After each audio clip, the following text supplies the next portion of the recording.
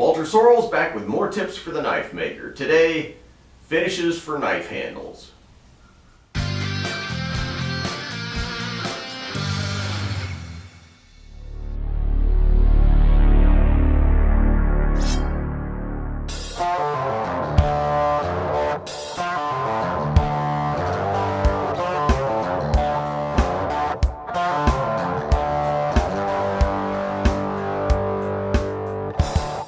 So I get a lot of guys who write to me and say, what's the best steel or the best this or the best that? Well, the best whatever is almost always a function of what suits your particular situation. So today I'm going to talk about finishes for wooden knife handles, but I'm not going to say, here's the best finish, because there's really no such thing.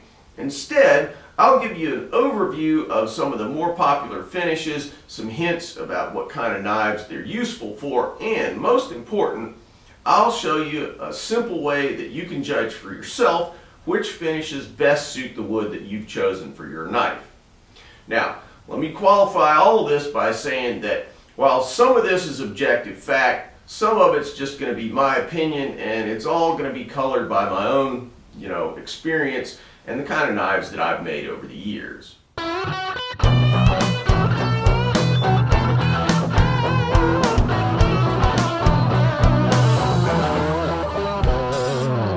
Now, you can break wood finishes down in a number of ways, but to me, I look at them basically as built-up finishes versus penetrating finishes. Or, and this is just my personal prejudice, safe queen finishes versus practical finishes. What do I mean by that? Some guys buy knives to use, and some buy them to collect. Now, collector knives are often referred to as safe queens. It's that knife that you don't touch, you don't cut with it, you just put them in a safe and keep them pretty for all time. So let's start with the safe queen finishes. Basically, if you're making a knife for collectors, your goal is to make the handle look spectacular. You want the wood to glow, you want the grain to pop, you want every feature of the wood to be visible.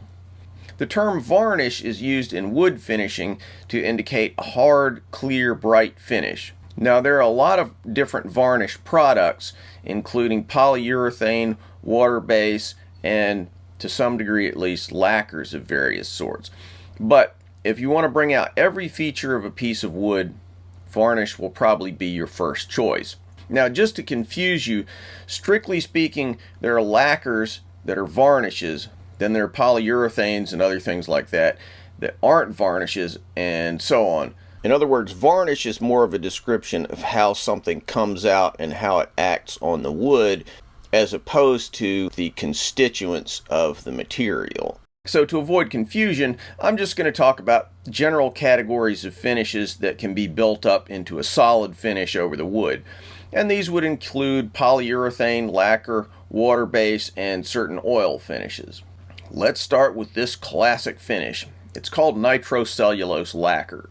In my opinion, if you just want to reveal the grain in wood without any other concerns being taken into account, nitrocellulose is the best choice.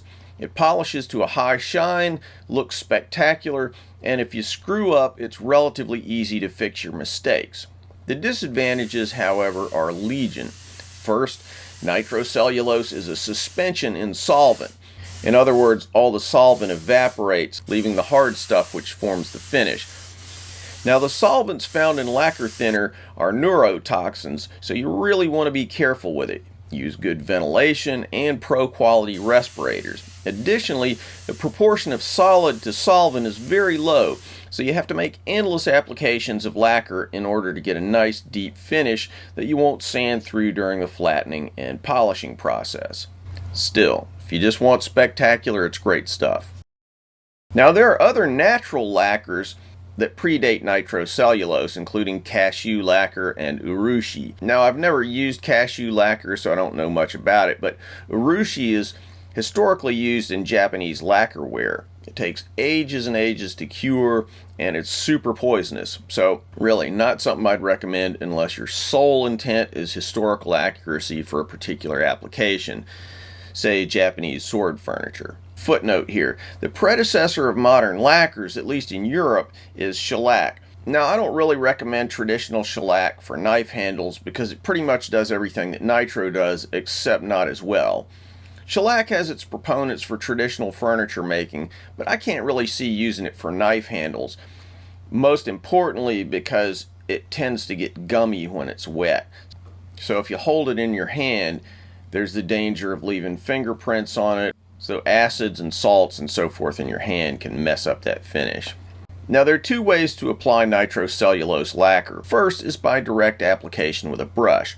The second, and generally preferable approach, is to spray it.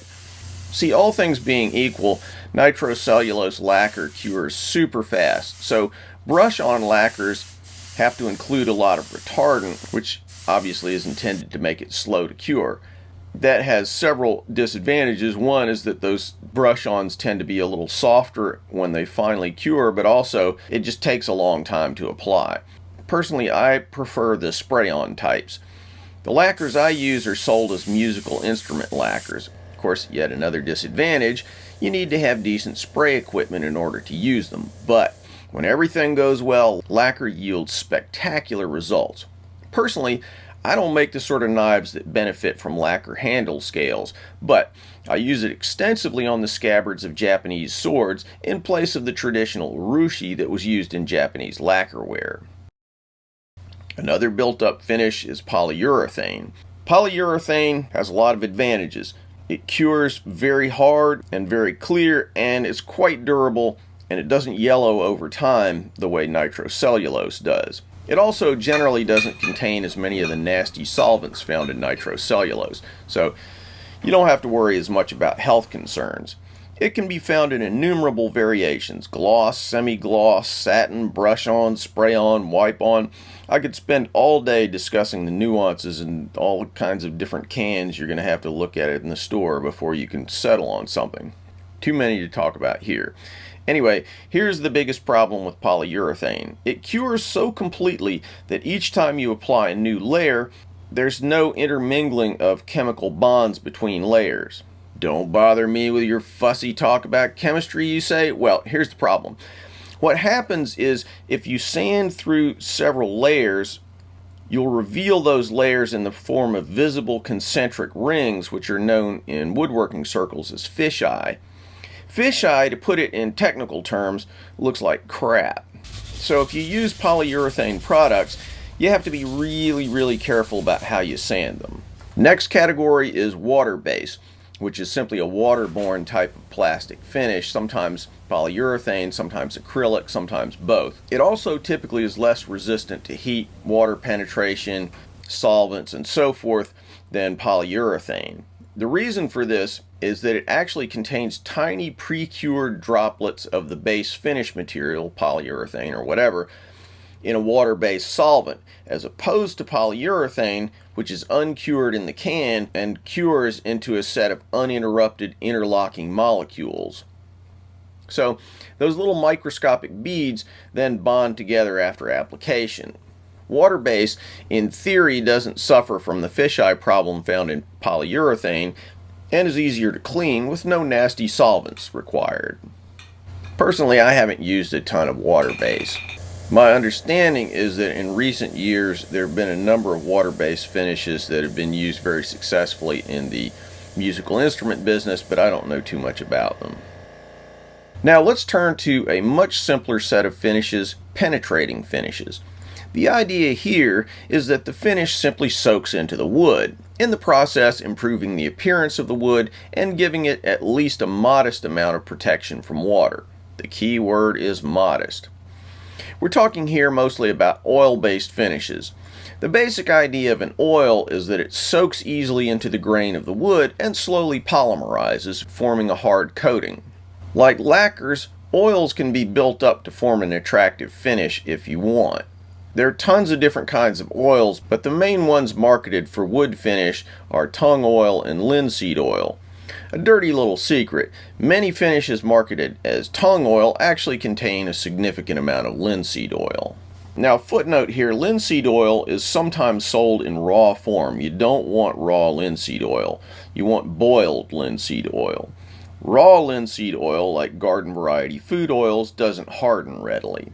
Historically, linseed oil has been used as the base medium for oil paints as well as the preferred oil for treating gun stocks.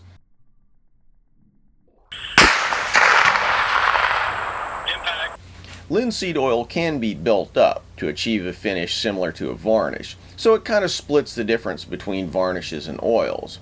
You can just let it penetrate, or you can slowly build it up to a thicker, glossier finish.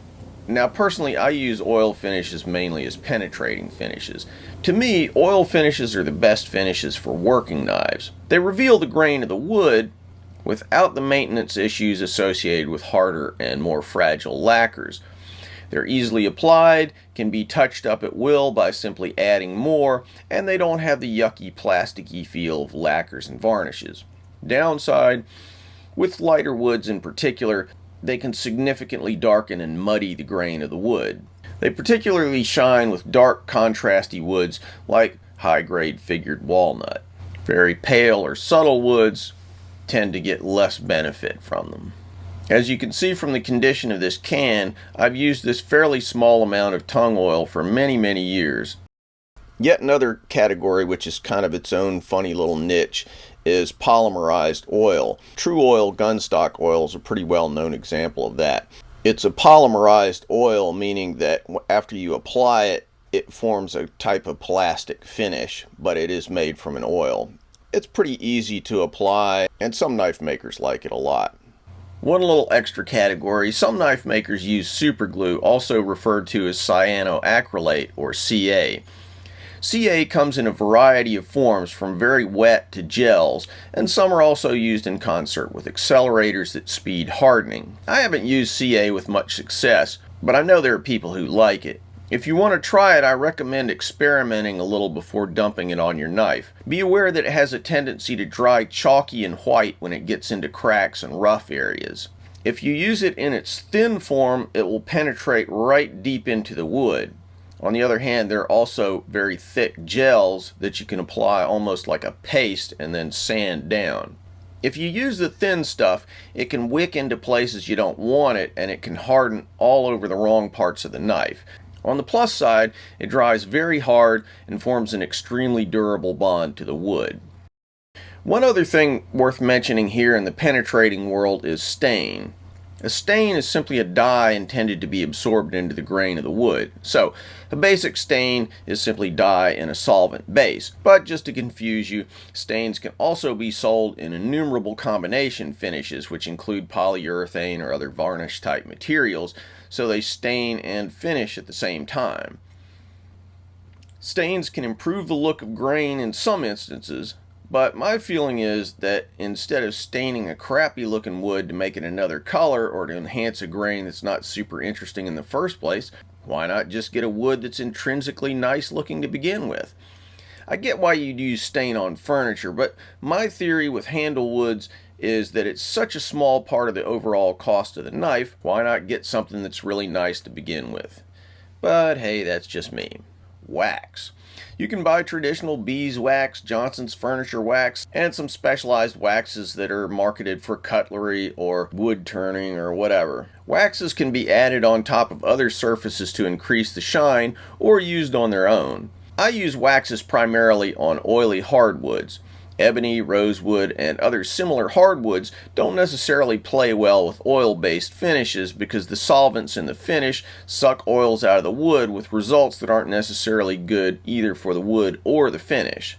Now the good news is that these woods polish so well that there's not that much added benefit from hard finishes like lacquer to begin with. So I sand these woods to a very high grit finish, 1,000 or more, and then just apply the wax according to manufacturer's directions. It gives a nice, warm sheen to the wood. Okay, so here's the money part of this video. Even today, after making zillions of knives, I generally like to test finishes out before I use them.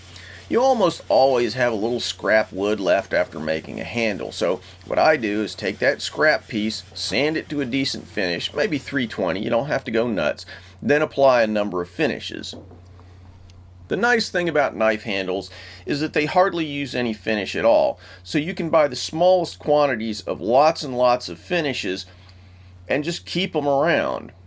Now, some finishes degrade pretty rapidly, but others just hang around forever. I've had this tung oil for at least a decade. My general point here, though, is that especially if you paid a bunch of cash for an exhibition grade piece of burl wood or whatever, you really don't want to obscure the grain with the wrong finish. Anyway, here's the procedure. You just take your sanded scrap and apply as many likely sorts of finishes as possible. Most finishes benefit from multiple applications, so if you're in doubt, make sure to apply the finish as you intend to apply it on the knife handle. Do any sanding or whatever you might want to do so that you really get a sense of how it's going to look in its final form. Now, this sounds stupid, but don't forget to label them. I can't tell you how many times I've done this, forgotten to label it, then come back a day or two later and it's forehead slapping time, you know. Is this tung oil? Is it linseed? So, do as I say, not as I do. And here's the final result of this particular test. Which one would you choose? There's not a right answer. If there's one message I consistently bore my viewers with, it's that you have to give yourself permission to fail. Try out multiple finishes, see which ones you like, stick with those. One of the nice things about wood finishes is that, in most cases at least, if you hate the way they come out, hey, just sand through the finish and try something else. Okay, quick summary. Lacquers, good for bringing out vivid grain patterns, not super durable, not that great for using knives. Nitrocellulose lacquer, not so healthy, and for best results you need spray equipment. Polyurethane, hard, versatile, but hampered by the dreaded fisheye. Water-based finishes, to me, kind of one of those split the difference type finishes. Worth some investigation, but probably not perfect in any application. Oil, great for darker woods and using knives. Cyanoacrylate, CA, superglue, whatever you want to call it, yeah, not my favorite. Hard, quick to apply. Wax, great for oily exotics like ebony and rosewood. Bam, there you have it. By all means, leave a comment if you've discovered something really useful, a finish that I may not have mentioned, or something that you figured out a really clever way of using. Let us know about it.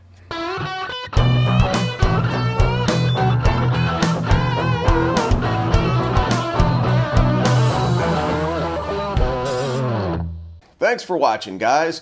If you feel like you got something out of this video, don't forget to subscribe. Also, click on the link to Patreon for a great way to give back to the channel. Plus, check me out on Instagram, Facebook, Twitter. Links in the description.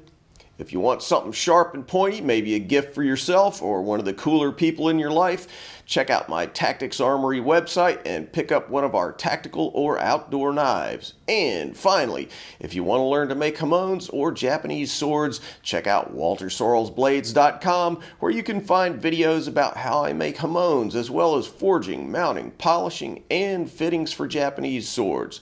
Thanks, and see you soon.